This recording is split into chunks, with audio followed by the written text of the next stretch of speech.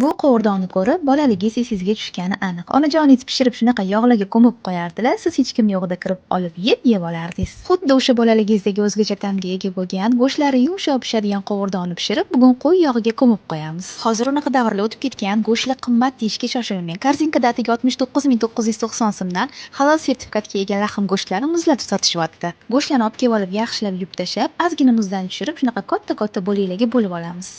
4 kilo go'shtga 2 siqim tuzni sepib yaxshilab aralashtirib 1 soatga olib qo'yamiz. Bu orada 1 kilo dumbani parra-parra to'g'rab, yaxshilab eritib jizzalarini olib, mazza qilib yeb olamiz. Erigan dumba yog'imizga go'shtlarimizni solib, gazi tagini pasaytirib, o'zidan chiqqan suvi o'ziga shimilib qovurilguncha biqillatib qaynatamiz. Ko'rib turganingizdek, go'sht yog' ichida shunaqa ko'milib qaynashi kerak. 15-20 minutda bitta-bitta kovlab turish esingizdan chiqmasin. 2 soatga yaqinlashganda go'shtlarimiz shunaqa xil-xil bo'lib pishadi. Ishoninglar, bu qovurdonni mazasini hech qaysi qozon kabobdan topa olmaysiz. Go'shtlarni kastrulkaga solib ustidan qo'y yog'larini quyib, xona haroratida bemalol 1 yilgacha saqlasangiz bo'ladi. Chet ellarga, safarlarga chiqayotgan yaqinlaringizga ham berib yuborish uchun eng zo'r variant. Go'sht yog' ichida tursa, umuman aynimaydi. Bunaqangi qovurdonni yeganlar bo'lsa, kommentariyada mazasi qanaqa bo'lishini aytib ketinglar.